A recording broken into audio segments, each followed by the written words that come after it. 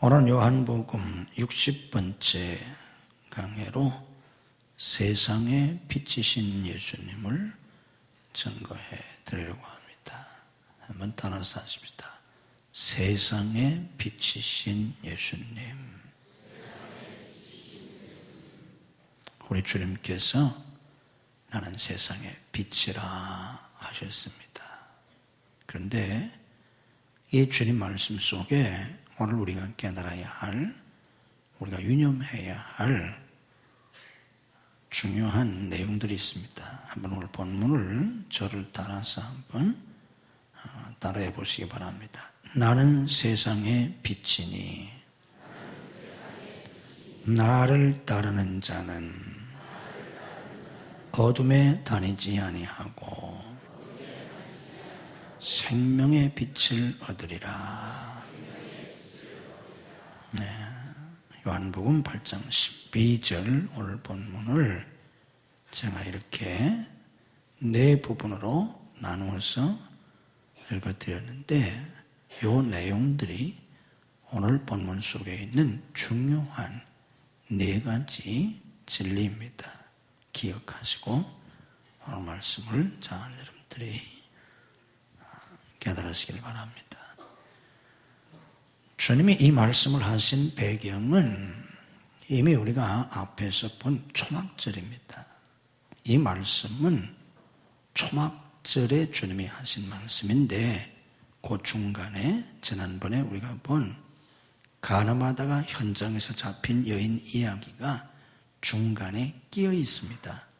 그래서 자칫하면 이 말씀의 배경이 초막절이라는 걸 놓치기 쉬운데 이 말씀은 초막절에 하신 말씀입니다.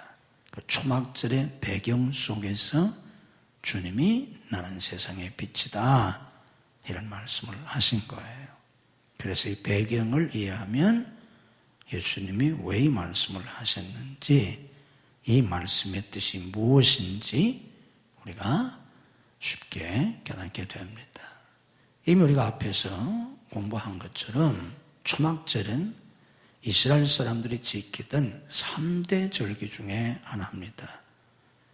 유대인들이 모세의 율법을 따라서 지켜야 할, 매년 3번씩 지켜야 하는 3대 절기가 첫 번째가 6월절, 목요절이라고도 합니다. 그 다음 절기가 7.7절, 오순절, 맥주절이라고도 하는데 이 절기고, 그리고 마지막 절기가 바로 초막절, 수장절이라고도 합니다. 이 절기인데 오늘 이 배경은 초막절입니다. 이미 앞에서 우리가 공부한 것처럼 이 초막절에는 특별한 의식이 있습니다. 초막절을 지킬 때 그 의식이 뭐냐고 하면 뭐라고 그랬어요? 매일 제사장들이 하는 의식이 있어요. 그게 뭐예요? 물을 떠다가 제단에다 붓는 그런 의식이 있다고 했지 않습니까? 보통 물이 아니라 무슨 물이에요? 이미 다 알고 공부했는데 생수 얘기할 때 무슨 물? 실로암 물을 떠다가 제사장들이 실로암에서 물을 떠다가 제단에 매일 붓는 의식을 했어요. 이게 뭘 의미하느냐?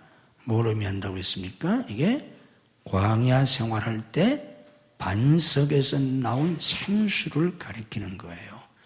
그런데 구약의 모든 의식이나 모든 계명 이런 것들이 궁극적으로 가르쳐 주려고 하는 게 뭐냐고 하면 뭐예요? 예수님이에요. 그건 다 그림자고 예수님이 실체십니다. 예수님을 가르쳐 주려고 하는 거예요. 그래서 이 초막절에 실로암 못에서 물을 떠다가 부은 건 반석에서 나온 생수를 상징하는 거고, 반석이 누구라고요? 반석이신 예수님을 가리키는 거예요. 그리고 그 반석에서 나온 생수는 예수님이 주시는, 반석이신 예수님이 주시는 생수, 곧 성령을 가리킵니다. 그래서 누구든지 목마르거든 어디 가서 마셔라? 산골짜기에 있는 반석에 가서 마시라는 게 아니라 누군지 목마른 것든 내게로 와서 마시라. 왜 그래요? 내가 반석이니까. 광야 생활할 때 그 반석은 신약시대 때에 오실 메시아이신 예수님을 상징하는 거예요. 그거는 실체는 예수님이라고. 그런데 예수님이 오셨잖아요. 그럼 당연히 어디 가서 생수를 마시겠어요? 예수님에게 와서 마셔야지. 그래서 누구든지 목마르거든 내게로 와서 마셔라. 이 말씀을 초막절에 하신 겁니다. 자, 거기에 이어지는 말씀이에요. 오늘 얘기는 아까 말씀대로 중간에 한 스토리가 껴있어서 그렇지. 그런데 이 초막절에 했던 의식 가운데 또 하나 중요한 게 있어요. 초막절에 하는 그 의식이 뭐냐고 하면 밤에 큰 불을 밝히는 거예요. 큰 촛대를 만들어가지고 거기다가 불을 밝혔습니다. 온 예루살렘 성내가 다 환할 정도로 그렇게 아주 높은 촛대를 만들어가지고 거기다가 불을 밝혔어요. 이 불이 뭐를 상징하는가 하면 뭘 상징하겠어요? 반석 얘기했으면 뭔가 우리가 감이 오잖아요. 뭘 상징하겠어? 광야 생활할 때 불기둥을 상징하는 거예요. 광야 생활할 때 밤에는 불기둥이, 낮에는 구름기둥이 항상 성막 위에 머물러 있지 않습니까? 그래서 초막절 행사를 할 때 저녁이면은 큰 촛대를 만들어 가지고 온 예루살렘 성내가 다 환할 정도로, 그리고 성전 곳곳에 작은 촛대들을 만들어 가지고 그 성전 뜰을 환하게 대낮처럼 밝혀놨어요. 그래서 거기서 사람들이 찬양도 하고 춤도 추고 그러면서 축제를 보냈는데 그 불이 뭐를 말하는가 하면 광야 생활할 때 불기둥을 상징하는 거라고. 자, 그런데 이런 배경 속에서 주님이 뭐라고 말씀하시는가 하면 내가 세상의 빛이라는 거예요. 그러니까 광야 생활할 때 그 성막 가운데 머물렀던 그 불기둥, 그게 뭘 보여주는 거예요? 예수님을 가리키는 거예요, 그게.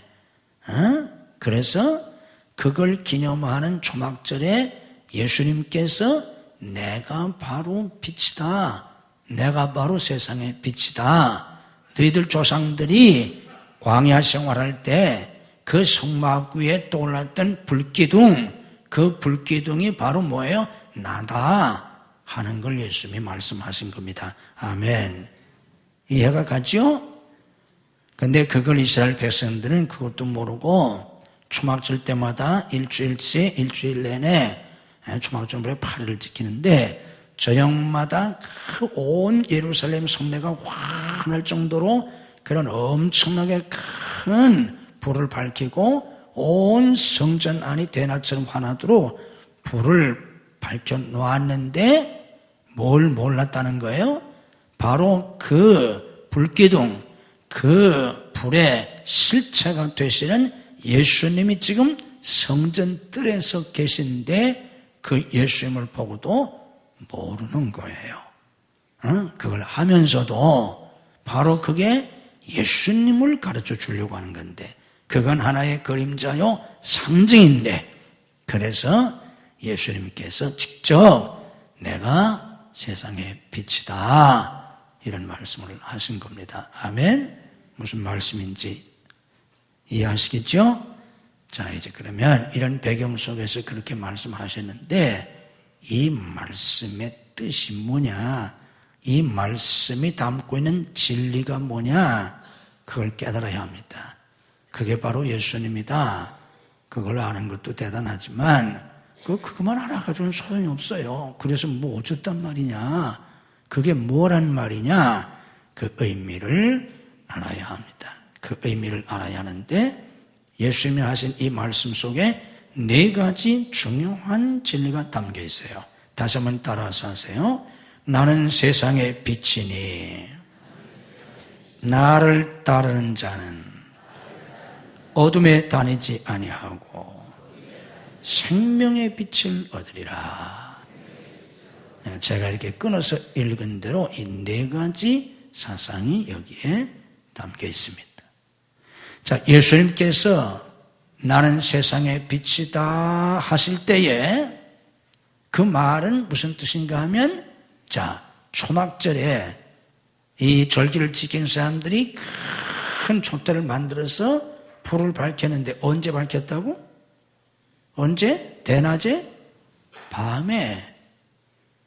광야 생활할 때 불기둥이 언제 떠올랐다고요? 밤에. 왜 밤에요? 낮엔 불기둥이 필요 없어. 아무리 밝은 불을 켜놓는다고 할지라도 태양보다 밝을 수가 없어요. 햇빛보다 밝을 수가 없어요. 그래서 해가 있는 동안에는 이런 불이 아무 의미가 없어요. 밤에 켜놓은 겁니다. 그러니까 예수님께서 나는 세상의 빛이니 나를 따르는 자는 어둠에 다니지 아니하고 어둠에 다니지 아니하고, 이 말씀이 뭔가 하면 나는 빛이고 세상은 뭐라는 거예요? 어둠이라는 거예요. 이걸 가르치는 겁니다. 그래서 밤에 불을 켜놨어요. 낮에 켜놓은 게 아니라. 그것이 바로 이 세상은 어둠이다 하는 걸 상징하는 겁니다. 우리가 이걸 먼저 깨달아야 합니다. 이 세상은 어둠이다. 세상 사람들은 어둠 속에서 살고 있다 하는 거예요. 그래서 마태복음 4장 16절에도 흑암에 앉은 백성이 큰 빛을 보았고 그랬어요. 흑암에 앉은 백성. 흑암이 어둠이지 않습니까? 짙은 어둠이에요. 세상 사람들은 지금 다 어둠 속에 있다 그 말이에요. 이걸 알아야 합니다. 어둠이 의미하는 게 뭔가? 성경에서는 어둠이 의미하는 게 죄와 사탄과 죽음입니다. 어둠이 상징하는 게. 그러니까 죄와 사탄과 죽음을 상징하는 이 어둠의 세상 속에서 예수님은 빛이시다 하는 겁니다. 자, 그런데 예수님이 빛이시기 때문에 예수님이 빛이니까 사람들에게 뭘 줄 수 있어요? 빛을 줄 수 있잖아요.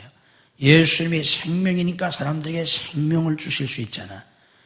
내가 세상의 빛이다 하는 것은 이 어둠의 세상 속에서 하나님은, 예수님은 빛이 되셔서 우리에게 빛을 주시고, 그래서 에베소인 말씀 보면 너희가 전에는 어둠이더니 이제는 주 안에서 빛이라 그러신 거예요. 왜냐하면 빛을 주셨기 때문에, 빛을 받았기 때문에.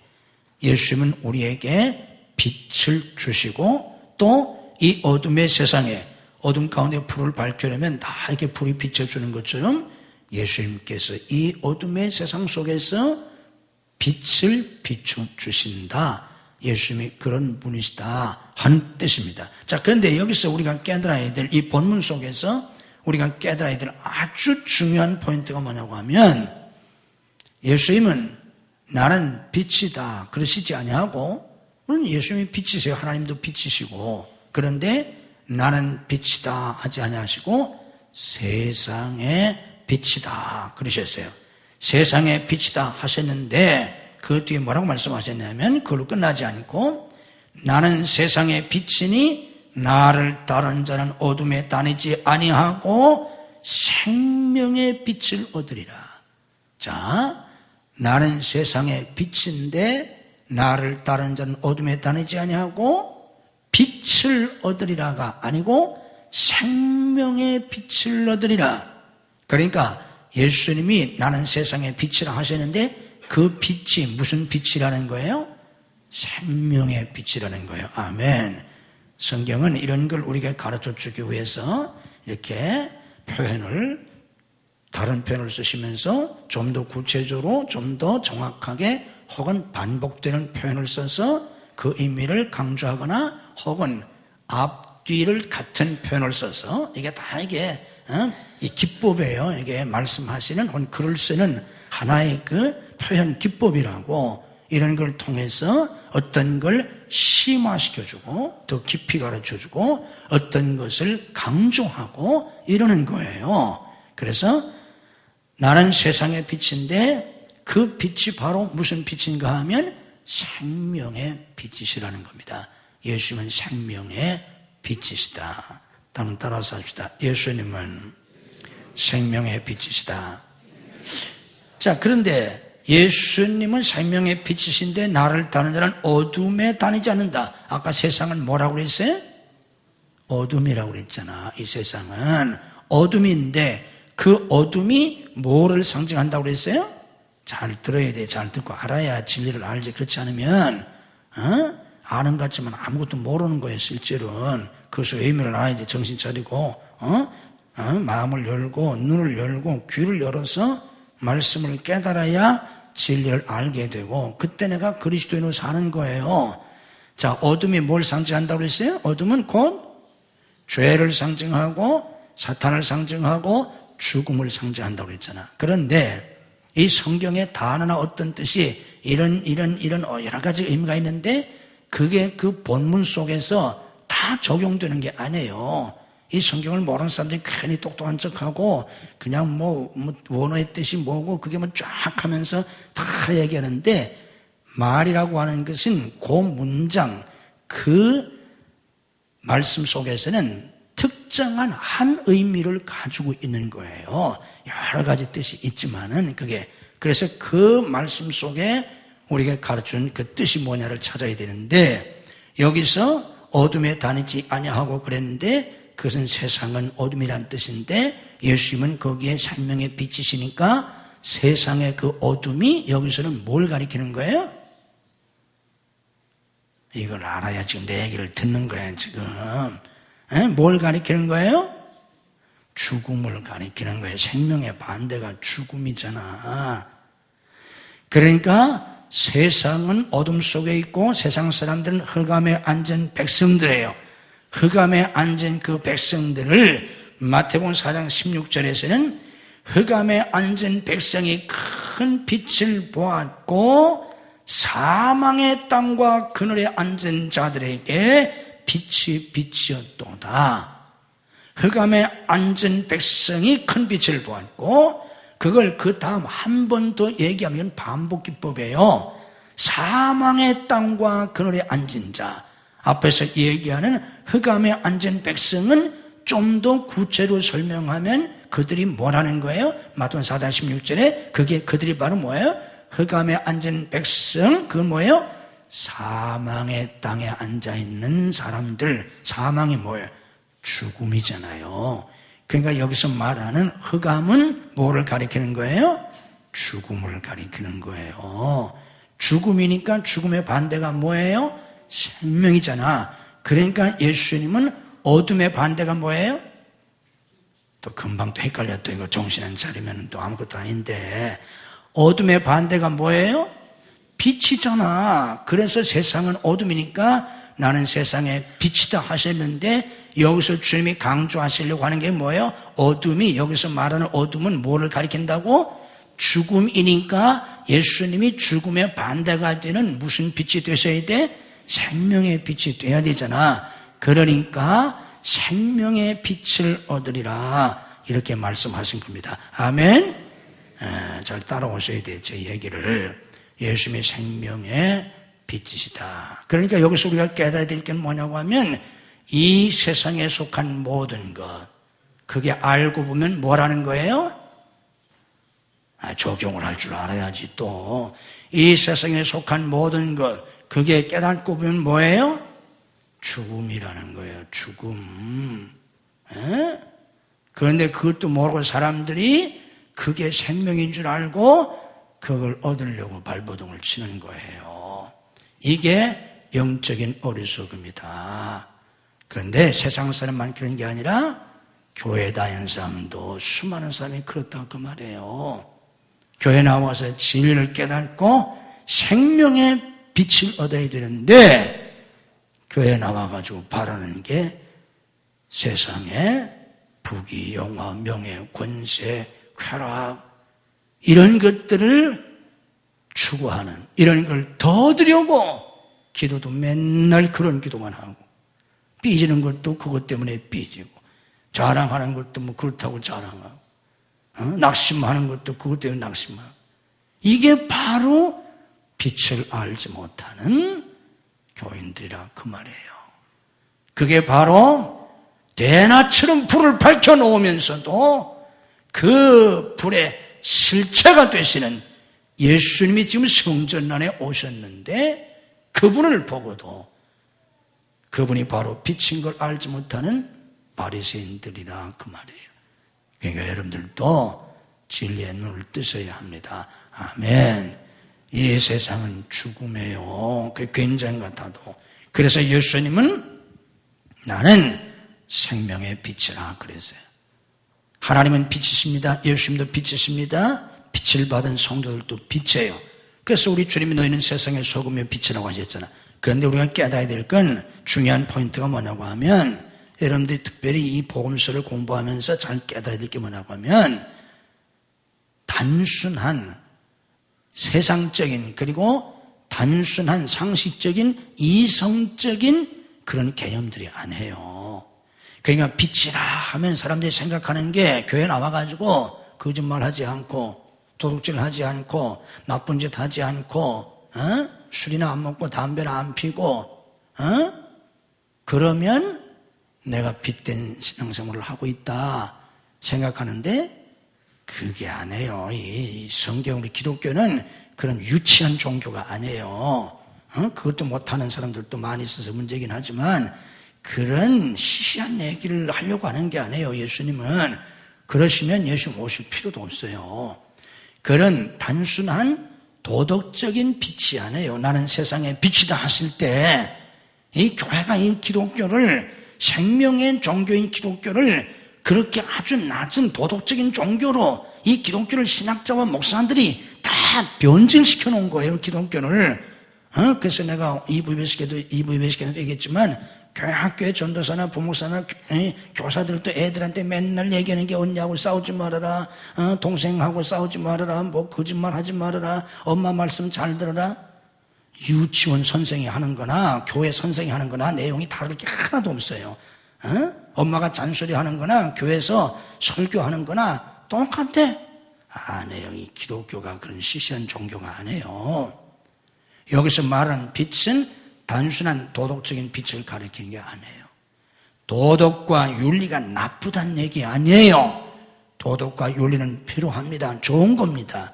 그러나 평생 도덕군자로 살아도 평생 거짓말 한마디 안 그렇게 살 수도 없지만 평생 거짓말 한마디 안고 살고 평생 욕 한마디 안고 살고 평생 남을 해롭게 하고 살지 않아도 그게 나쁜 건 아니지만 뭐예요? 그 속에 생명이 없다는 거예요. 아멘? 그 속에 생명이 있어요? 없어요. 그런다고 천국 갈 것 같아요? 어림도 없어요. 그래서 예수님이 나는 세상의 빛인데 생명의 빛이라는 거예요. 이 생명의 빛이라는 말씀은 단순한 도덕적인 빛이라는 말이 아니에요. 단순한 종교적 빛이라는 게 아니에요. 어떤 사람이 평생 돌을 닦았다. 가상하지요. 나쁜 건 아니에요. 그러나 평생 산속에 들어가서 돌을 닦아도 그 속에 생명이 없어요. 그 자체가 나쁜 게 아니라 다른 종교가 나쁜 게 아니에요. 나쁜 종교도 있지만 대부분 종교엔 좋은 게 너무 많아요. 그런데 왜 우리가 예수를 믿느냐? 왜 우리가 기독교를 믿느냐?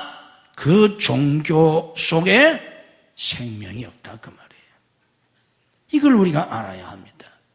세상의 부귀영화, 명예, 권세, 도덕, 종교 이 속에 생명이 없어요. 로마서 8장 13절에서 뭐라고 말합니까? 너희가 육신대로 살면 반드시 죽는다 하셨어요. 육신대로 살면 반드시 죽는다. 그러므로 영으로서 몸의 행실, 육의 행실을 죽여야 산다고 하셨어요. 무슨 얘기냐면 우리가 육신적으로 신앙생활을 해봐야 아무 소용없다 그 말이에요. 그런데 많은 사람들은 교회 와서 그런 걸 추구하고 있잖아. 바울사들은 그리스도를 만난 다음에 그리고 저 천국 3층전에 올라갔다 왔어요. 그리고 나서 이 모든 것들 배설물처럼 여겼다고 그랬어요. 그게 바울이에요.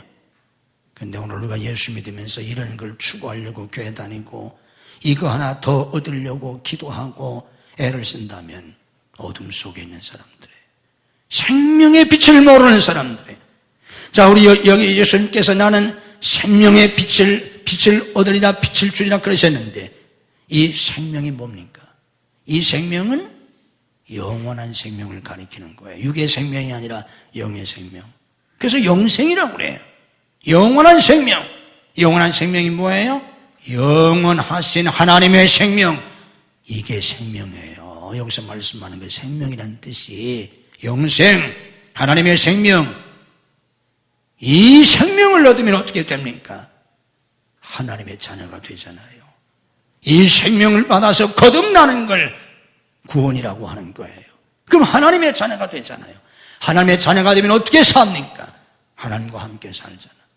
신앙생활이 뭐예요? 교회만 다니는 게 아니에요. 어떤 사람이 교회 나와서 주일날 기도하는 것처럼 한 주간 세상에서 하나님을 멀리 떠나 살다가 주님 앞에 나왔습니다. 한 주간 지은 모든 죄를 다 용서해 주시옵소서.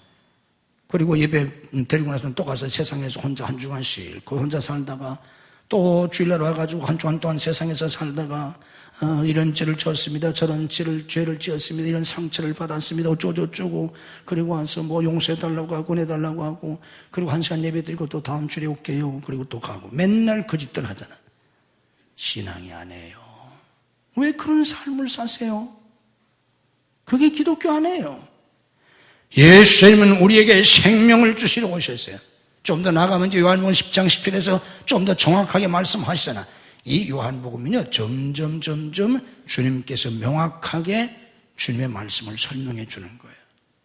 구체적으로 말씀하시고, 요한복음 10장 10절에 말씀하시잖아. 내가 온 것은 양으로 생명을 얻게 하려고 왔다고.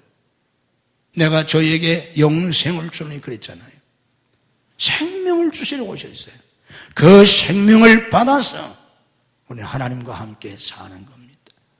하나님과 함께 살 때에 하나님이 나를 사랑해 주시고 나를 보호해 주시고 나를 인도해 주시고 때마다 일마다 도와주시고 날마다 도와주시잖아. 아멘. 그래서 날마다 하나님의 사랑 속에 내가 사는 거예요. 내가 날마다 하나님의 사랑 속에 살면서 그 사랑이 고마워서 내가 하나님을 사랑하잖아. 나도 하나님을 깊이 사랑하고 사랑으로 연합되어서 그래서 호세아서에 하나님이 이스라엘의 남편이라 그랬어요. 그래서 하나님이 이스라엘을 향해서 내가 내게 장가 된다 그러셨어요. 하나님이 신랑이란 말이에요. 우리는 하나님의 신부고 예수님의 신부일 뿐만 아니라 이것은 사랑의 깊은 연합을 가르쳐 주는 겁니다. 이 하나님의 사랑을 깊이 깨닫고 나 같은 죄인 살리신 나 같은 죄인 나같이 못나고 천한 인간을 사랑해 주시는, 그것도 독생자를 주실 정도로 십자가에서 생명을 주실 정도로 사랑하시는 그 사랑이 너무 고맙고 너무 감사해서 나도 하나님을 사랑하며 사는 겁니다. 아멘. 이걸 신앙생활이라고 하는 거예요. 그 사랑 안에서 내가 살기 때문에 두려움이 없는 거예요. 온전한 사랑이 두려움을 내어쫓는다고 그랬잖아요. 하나님이 나를 사랑하시는데 뭘 두려워하세요? 왜 두려워합니까? 전능하신 하나님이 나를 사랑하시는데, 주 예수님이 나를 사랑하시는데 뭐가 두려워요? 두려워할 게 없잖아요. 슬퍼할 이유가 없잖아요. 우울해할 이유가 없잖아요. 낙심할 이유가 없잖아요. 아멘. 주님이 나를 사랑해 주시는데 그걸 깨닫지 못하고 어둠 속에 있으면서 교회 나와서 얄팍한 복이나 받으려고 하니까 뭐 기도해도 그 복도 잘 안 주시고 뭐 예수님 교회 다녀도 뭐 별로 얻는 것도 없는 것 같고, 그러니까 상처받고 삐지고, 다른 데로 갈까, 헛소리 하는 거고, 불쌍한 신앙생활을 하는 거 아닙니까? 예수님의 생명을 받아서 예수님과 함께 사는 복된 여러분들이 되시기를 주님의 이름으로 축복합니다. 날마다 하나님과 함께 살면서 때마다 일마다 정말 도와주시는 믿음으로 고백합시다. 하나님이 나를 사랑하신다. 하나님이 나와 함께 하신다. 하나님 나를 보호해 주신다. 하나님이 나를 도와주신다. 아멘. 정말 하나님이 도와주신다니까요. 날마다 도와주세요. 때마다 일마다. 아멘. 그 하나님의 실제적인 도움 속에 우리가 살잖아. 그러니까 감사할 수밖에 없잖아요. 그러니까 하나님을 찬양하는 거고 하나님을 더 사랑하는 것이고, 이게 생명의 빛 가운데 사는 삶입니다. 그리고 나가서 그 하나님의 사랑을 가지고 이웃을 사랑하는 거예요. 우리가 교회 다니면서 하나님께 맨날 복이나 달라고 기도하면 뭐 하겠어요? 하나님 앞에 복이나 달라고 기도하는 그런 얄팍한 성도들이 아니라 하나님의 이 사랑을 가지고 이웃을 사랑하는 거예요. 이웃이 누구예요? 교회 다니는 사람이 또 이웃 사랑하라 그러니까 무슨 고아원에 갈 생각하고 무슨 장애자한테 가려고 하고 무슨 양로원에 무슨 크리스마스 되니까 양로원에 무슨 양말 한 짝 갖다 주려고 하고 아프리카에서 무슨 굶주린 아이들 돈 10,000원 헌금하고 내가 이웃을 사랑한다, 개떡 같은 생각하는 거예요. 기독교는 그런 유치한 종교가 아니에요. 이웃이 누구예요? 이웃사촌 이웃이야? 이웃이 누구예요? 이웃이 누구예요? 내 옆에 있는 사람을 이웃이라고 하는 거예요. 내 옆에 있는 사람. 내 옆에 누가 있어요? 옆에 아무도 없어? 혼자 살아? 내 옆에 누가 있어요? 내 옆에 누가 있어? 마누라가 있잖아. 내 옆에 누가 있어요? 남편이 있잖아. 근데 그 남편이 어떤 남편이에요? 죽여버리고 싶은 남편이란 말이에요. 내 옆에 누가 있어요? 마누라가 있는데 쫓아내버리고 싶은 마누라야. 근데 쫓아낼 수도 없고 옷을 갈아입듯이 철철이 바꿀 수도 없고 평생을 같이 살아야 되는데 이게 평생 왼수라고 말이지. 그 이웃을 사랑하라는 겁니다. 사랑이 안 가.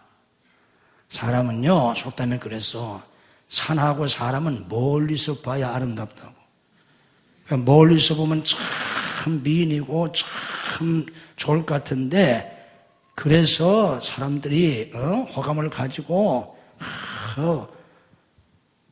좋은 생각을 하는데 그 사람을 막상 결혼해서 아내로 삼아서 살아보면 하나도 안 예쁘고 별로 예쁘지도 않아. 화장을 아주 기가 막히게 하니까 그렇게 예쁜 거지. 별로 예쁘지도 않고 지나고 나면 사랑스럽지가 않아요. 몰라서 그렇지. 그러니까 야구방망이로 막 때리잖아. 그러니까 미워서 때린 줄 알아요? 못생겨서? 남자도 마찬가지예요. 멀리서 보면 멋있고 남자답고 꼭 남자다운 남자 걸려가지고 얻어터지며 사는 거예요. 그게 멀리서 보면 너무 멋있죠. 너무 멋있어. 제가 젊어서 제가 결혼할 쯤에는 전 70년대 중반에 제가 결혼했는데 그때는 최고 인기 있던 그런 남자가 어떤 남자인가 하면 그때까지만 해도 육사생들이었어요. 그래서 이대 숙대들이 육사생들을 좋아했다. 우리 지휘관들도 보니까 육사 나온 사람들을 보니까 아주 학벌도 좋고 괜찮은 부인들을 얻었더라고. 다 이쁘고. 육사생들 얼마나 멋있어요. 걷는 것도 절도 있게 걔들은 숟가락도 밥도 이렇게 어디서 먹는다고 영화에서 그렇게 만들었잖아. 그 겉폼에 좋게 생각해서 결혼해가지고 얻어터지며 살고 평생 천방 따라다니며 살고 그런 사람이 하나둘이 아니에요. 살아봐. 그게 좋은가? 유명한 미남 배우 잘생긴 남자 한 번 손만 잡아도 평생 행복할 것 같지? 살아봐. 맨날 싸우며 살고 이혼 맨날 하잖아요.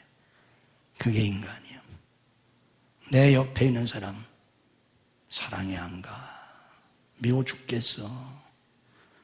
정말 이혼하고 싶어. 갈아버리고 싶어. 쫓아내버리고 싶어. 그 사람을 사랑하라는 거예요.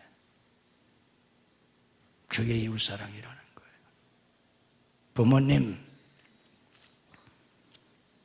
여러분, 서울대생들한테, 우리나라 최고 머리 주고 공부 잘하는 애들이 서울대생이잖아요.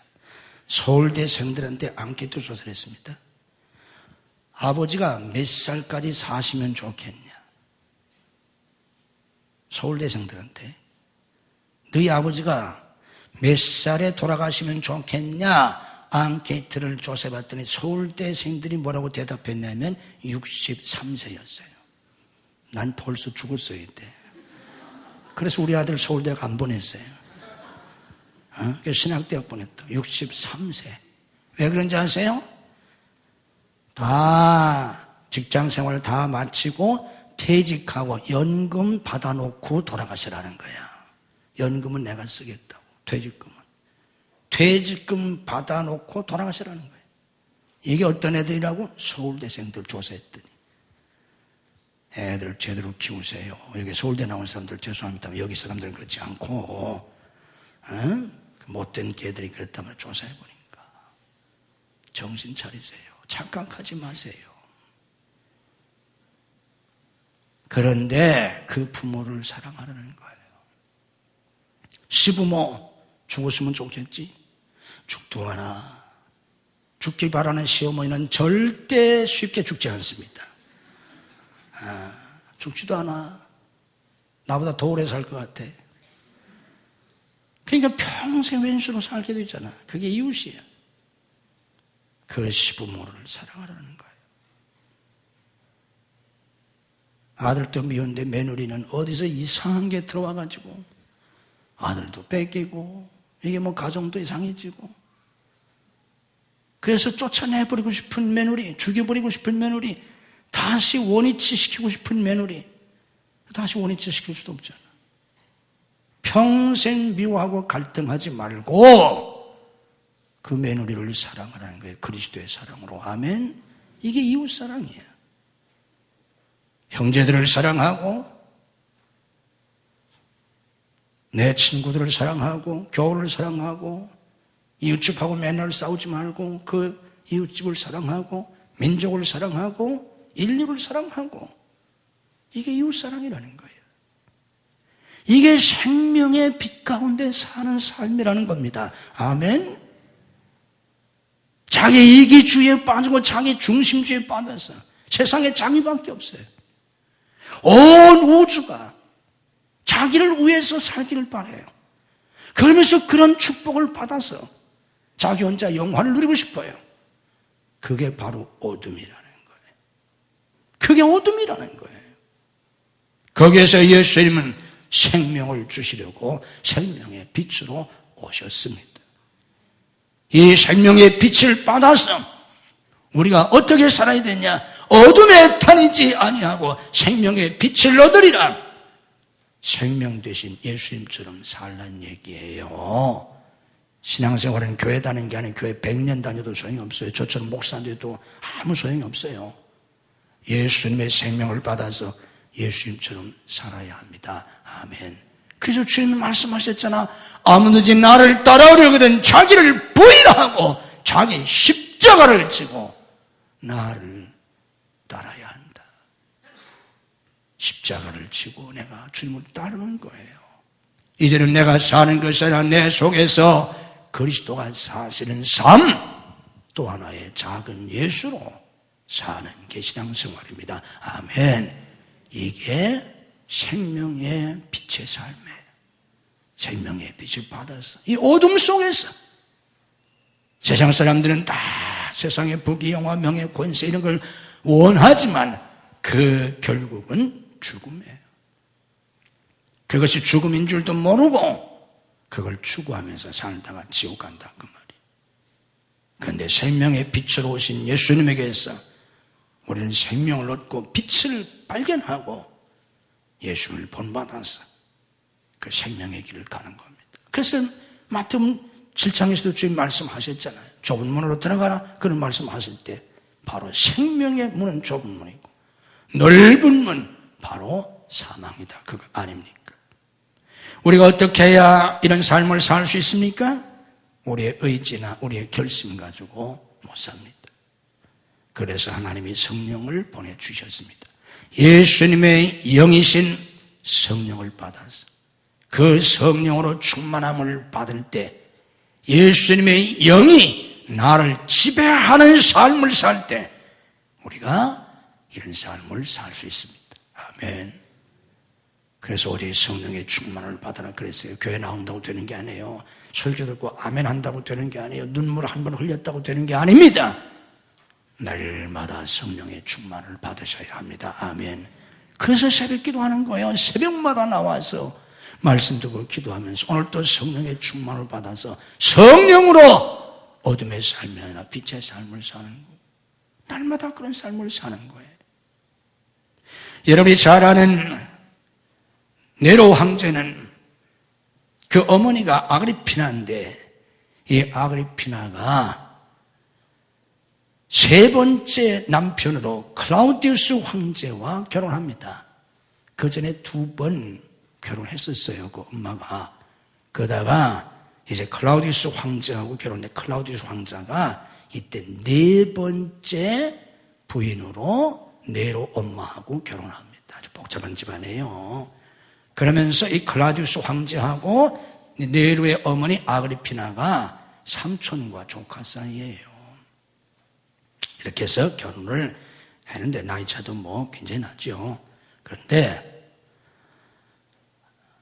이렇게 결혼을 해가지고 이 네로의 어머니가 자기가 낳은 자식, 첫째 남편에게서 낳은 자식이에요. 네로가.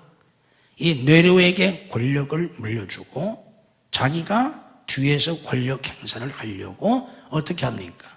자기 남편인 황제를 독살합니다. 연회에서 음식을 잘 차려놨는데 거기다가 아주 먹음직스러운 큰 버섯에다 맹독을 해가지고 먹게 해서 죽입니다. 그래가지고 자기 남편 황제를 독살하고 17살밖에 안 된 자기 아들, 첫 번째 남편하고 낳은 아들 네로를 황제로 세운 거예요. 그 17살 먹은 게 황제가 됐으니까 엄마가 뒤에서 다 권력 행사를 하지 않겠습니까? 이렇게 해서 네로 시대가 시작이 됐는데 네로가 점점 크면서 이 어머니를 어떻게 합니까? 황제가 된 뒤 5년 뒤에 네로의 나이 22살 되었을 때에 네로는 자기 친어머니인데 자기 친어머니를 네로가 죽입니다. 자기 어머니를 죽여요. 아들을 황제로 삼겠다고 그래서 황제로 세우고 자기가 막후에서 권력을 행사하려고 했던 그 야욕의 화신인 그 어머니를 아들이 죽여요. 22살 때 죽여버립니다. 그리고 네로는 어떻게 됩니까? 우리가 잘 아는 것처럼 폭군이 됩니다. 나중에 로마에 불을 지릅니다. 이것 때문에 원로원에서 네로를 국가의 적으로 의결하고 추방합니다. 추방당하면 죽는 겁니다. 그래서 네로가 도망갑니다. 도망가는데 군사들이 추격해 오잖아요. 더 이상 피할 수 없음을 알고 네로는 어떻게 합니까? 자결합니다. 이래서 네로의 생이 끝나는데 그때 네로의 나이가 몇 살인지 압니까? 31살이었습니다. 이게 뭐예요? 어둠의 백성들이라는 거예요. 그게 결과가 뭐라는 거예요? 죽음이라는 거예요. 너도 죽고 나도 죽고 다 죽는 거예요.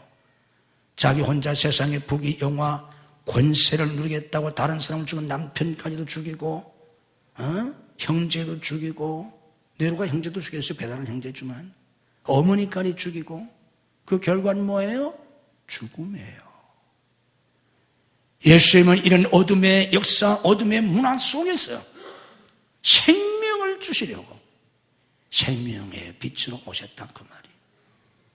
여러분이 잘 아는 윤복희 권사, 지금은 권사가 됐는데 그가 권사가 되기 전에는 노래 부르고 춤이나 추던 그런 가수 아닙니까? 그러나 그가 그 젊은 시절에는 당대 최고의 인기를 누렸고 명예를 누렸고 돈을 벌었고 쾌락을 누렸어요. 그분이 TV에 나와서 고백했습니다. 자기가 그 젊은 시절 그때에 수많은 아이를 낙태시켰다고.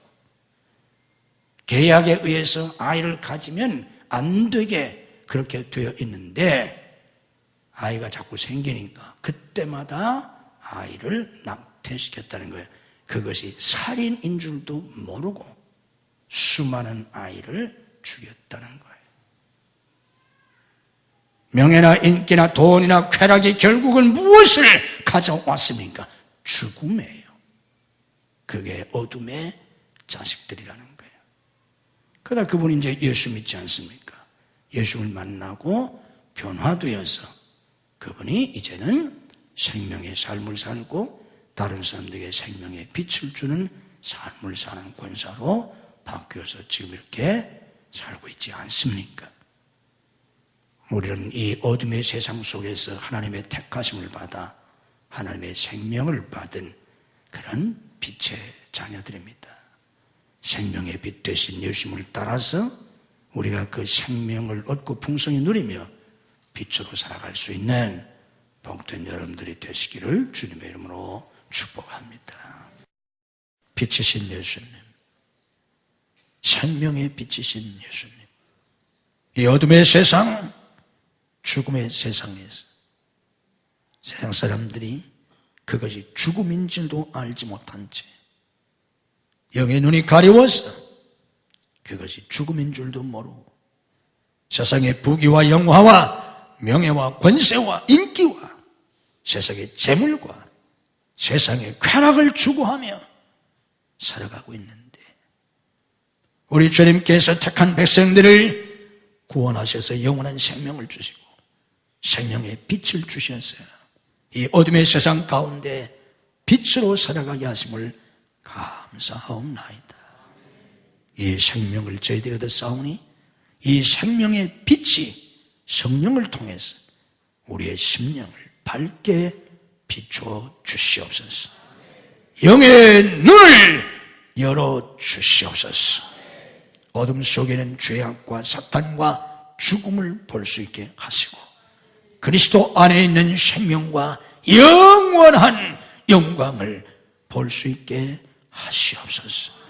믿음으로 가슴에 손을 얹습니다. 아직도 우리 속에는 불신앙, 아직도 우리 속에는 거짓과 탐욕과 세상적인 욕망과 이기심과 자기 중심적인 모든 것들을 주님이 깨뜨려 주시옵소서. 주님의 피로 씻어 주시옵소서. 내가 나사렛 예수 그리스도 이름으로 명하노니 우리 속에는 모든 이 불신앙과 모든 부정적인 것들이 성령으로 제거될지어다 역사해 주시옵소서. 오직 진리와 성령으로 하나님의 빛으로 채워 주시옵소서. 우리 교회는 모든 어둠을 물리치시고 하나님의 생명의 빛으로 우리 교회를 채워 주시옵소서. 성도들 가정에 있는 모든 어둠을 물리치시고 생명의 빛으로 성도들 가정이 충만하게 하시옵소서. 믿음으로 아픈 곳에 손을 얹습니다. 주님의 능력으로 오늘 우리 영혼을 치유하시고 마음을 치유하시고 상처를 치유하시고 육체의 질병을 치유해 주옵소서. 내가 나사렛 예수 그리스도 이름으로 명하노니 우리를 괴롭히는 모든 병만은 성령의 결박을 받고 다 물러갈지어다. 예수님의 이름으로 치유될지어다. 예수님의 이름으로 건강 회복될지어다. 영육의 새 힘을 주시옵소서. 심령의 새 힘을 주시옵소서. 믿음으로 하나님 앞에 손을 듭니다. 내가 붙잡고 살아가던 모든 것 내려놓고 십자가 밑에 내려놓고 빈손을 듭니다. 내가 지금까지 움켜잡으려고 발버둥 치던 것 다 포기하고 손을 펴서 빈손을 듭니다. 주님께 잡히기를 원합니다. 주님께 잡혀 살기를 원합니다. 잡아주시옵소서. 주님이 친히 보호해 주시고 이제부터 주님이 인도하시고 때마다 일마다 사건마다 주님이 나타나시고 역사해 주시옵소서. 매일의 삶 속에 나와 함께 하시며 역사하시는 생생한 하나님의 역사 속에 살게 하시옵소서. 내가 믿으면 하나님의 영광을 본다고 하셨나이다. 낙심하지 말고 절망하지 말고 포기하지 말고 두려워하지 말고 믿음으로 나아가게 하옵소서. 믿음으로 살게 하옵소서. 믿음으로 하나님의 영광을 보게 해 주시옵소서. 가정마다 속히 인가도 켜주시고 행복한 가정, 믿음의 가정, 거룩하고 복된 가정, 쓰임받는 가정들이 되게 하옵소서. 가정을 파괴하려고 하는 모든 사단의 세력을 물리쳐 주옵소서. 내가 나사렛 예수 그리스도로 명하노니 우리가 우리 자녀들의 가정을 파괴하려고 하는 모든 사단의 세력을 성령의 결박을 받고 다 물러갈지어다. 우리의 자녀들을 주님이 책임지시고 양육하시고 세워주시고 써주시옵소서. 축복해 주시옵소서. 복받고 쓰임받는 우리의 자녀들이 되게 해 주시옵소서. 직장과 사업을 붙잡아 주시옵소서. 축복해 주시옵소서. 믿음으로 승리하게 하옵소서. 하나님 도와주셔서 형통하고 창대케 되게 하시고 주와 복음을 위해서 쓰임받게 하시옵소서. 하나님이 맡겨진 거룩한 사역에 풍성한 열매를 주시옵소서. 믿음으로 11조를 드립니다. 믿음으로 감산금, 선견금, 구제한금, 건축한금, 해외 성전 건축한금을 드립니다. 주님이 받으시고 하늘과 땅의 복으로 금수와 내세의 복으로 자녀와 후손의 복으로 믿음의 명문가를 이루는 복으로 넘치게 채워 주시옵소서. 아버지 앞에 나와 예배하는 모든 성도를 축복하옵소서. 병상에서 나오지 못한 성도를 찾아가셔서 능력의 손으로 일으켜 주시옵소서. 출타 중인 성도를 해외에 나가는 가족들을 지켜주시옵소서. 군문에 나가는 아들들과 유학생들을 지키시고 축복해 주옵소서. 믿음에 연약하여 주의를 송수하지 못하는 성도들에게 주의를 송수할 수 있는 믿음을 더하여 주옵소서. 이 한 주도 주님이 주시는 은혜와 축복이 넘치는 복된 한 주간이 되게 해 주옵소서. 예수님 이름으로 축복 기도하옵나이다. 아멘.